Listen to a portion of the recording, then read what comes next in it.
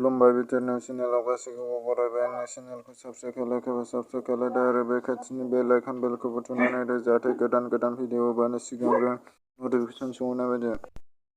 लाइमोन खुरि कमिउनिटि नब्लाङाव सोनाब जरनाय मण्डल BJP लाइमोन आफादनि नैथि मावफुं मेल दाफुंदों। जोर फिल्म प्रडाक्शननि कमलस्रां मोसाहारिया लिरनाय बुब्लि समाजारि सुंद' सावथुननि सेबखांनायखौ मैयानिफ्राय जागायजेनबाय।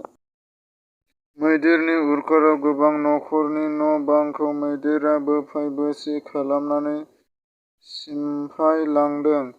चिरां जिल्लानि निसिमा हालामनि सिङाव थानाय खाथलगुरि गामियाव जनबय बसुमतारी, बिस्वनाथ बसुमतारी, समशि बसुमतारी, बिष्टु बसुमतारी, खनजु बर' बिथांमोना गं 5 नखरफोरनि न'फोरखौ थांनाय मैयानि हरनि 11:23 रिंगासो समाव हाग्रानि मैदेरा फैनानै बोफाय बुसि खालामनानै गालाङो। लोगोसे दुखुथिया नखराव गोबां मुवा बेसादफोरजों लोगोसेनो जाग्रा माइरंफोरखौबो जानानै थांजोबदों हाग्रानि मैदेरा।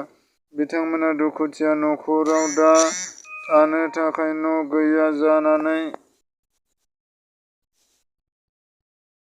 जोबोद दुखु जारलायाव दङ। लोगोसे फोरमायदों दि दासिमबो सरखारनिफ्राय रावबो नुजाथिहैथ'वाखै होननानै खौराङाव होदों। उदालगुरि जिल्लानि बरगाजुलि सतनामखरनि गाहाय सिबियारि महरै सासे बर' फिसाया बिबान मोनबाय आरो बिथाङानो बे मुंदांखा सतनामखरनि गाहाय बिबान महरै बिबान थासिगोन आरो बिथाङानो जाहैबाय निरन्जन बर'। बर' माहारिनि थाखाय सिपाहि जि. डि. थामास बर', 137 बेटेलियान। बिथाङा जम्मु एन्ड काश्मीरआव गावनि गोहो आरो साहसजों साथाम उदखारिखौ गावथारनो हानानै पिएमजि थामहिनबा पुलिस मिडियाम अफ मिलिटारि बान्था मोननो हानानै हादर आरो बर' हारिनि गोग्गाथाव लाबोनानै फैदों। मख'जाथाव दि बिथाङा चिरां जिल्लानि सिङाव थानाय कुथुफुलि गामि थाग्रा बिजिनि बिफा सुभाष बर', आंगो बर' फिसा थमास बर'।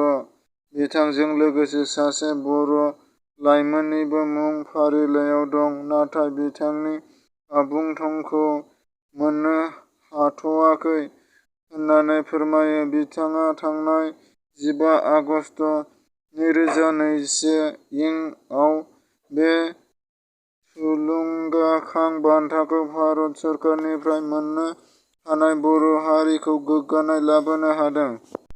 थाद'नाय गैयै जुब जुब अखा हानायनि जाहोनाव धेमाजि बेथबारि ओनसोलाव दैबाना जादों।